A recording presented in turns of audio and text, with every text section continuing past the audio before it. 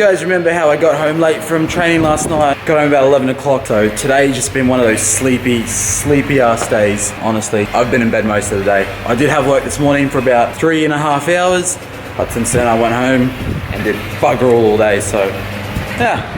I feel like I've wasted the day, but I feel like I needed it as well. You ever had those days? Oh well. How cool is this having the Aussie flag up at work? That's thanks to my mate Pilly next door. So I'm just getting a little sneaky time lapse while I can.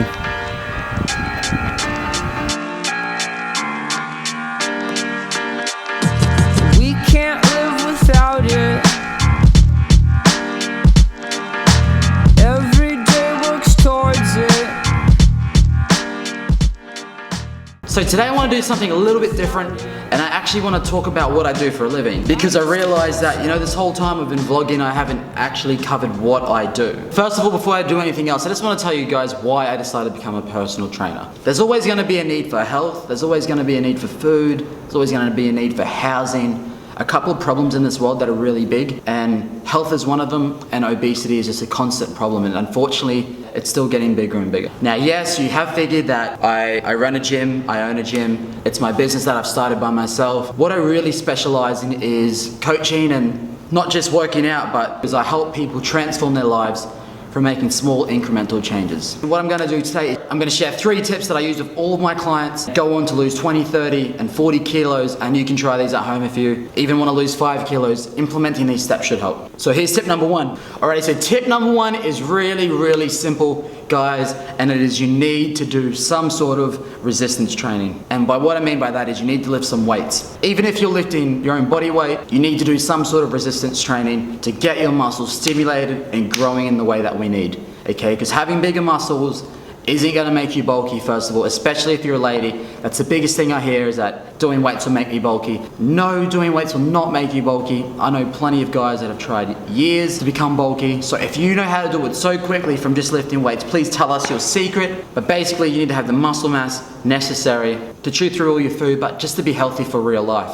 I mean, standing up straight with proper posture, doing all these things, that'll all come from resistance training and building stronger muscles within your core and your entire body. Tip number 1 is do some resistance training, i.e. weights. Tip number 2 is really quite simple as well, and it's just be really smart about your macronutrients. Know the difference between macronutrients and calories. They are not the same thing. So all you need to know is that food is split up into 3 main categories, and that's your proteins, your carbohydrates, and your fats. So understanding the difference can really help you start to lose some weight, and it'll teach you how to time your foods better. A couple of tips that I really get people to do is to eat the biggest meal of the day after they do a workout, some sort of resistance training, and then what I get them to do for the rest of the day is get their meals to go smaller away from that. So if you look at like 3 circles, you know, here's your workout at the start of the morning, you should have a big circle of food, and then as you go is a smaller circle again at the end away from your workout. So as your activity level drops down, drop your food down as well,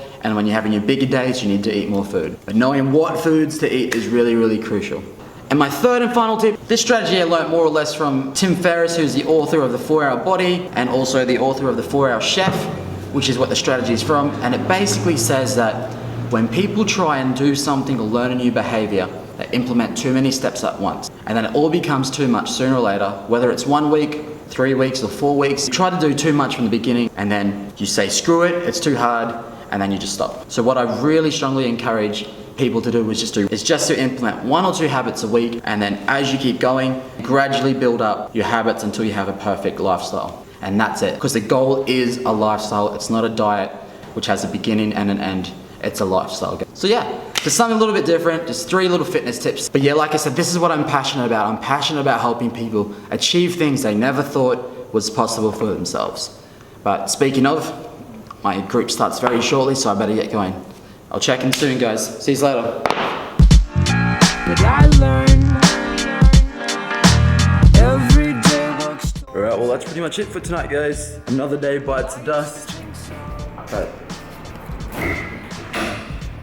Hope those little fitness tips today helped you, and remember that I always say this to my clients: don't overestimate what you can do in a short period of time, and don't underestimate what you can do over a long period of time. You know, just stick at it, grind it out, stick to some basic principles, work your ass off, work tough, work hard, and you'll get a result. And that's me for tonight, guys. Checking out. Hope those tips helped you today. Peace out, and I'll see you soon. At least I used to think so.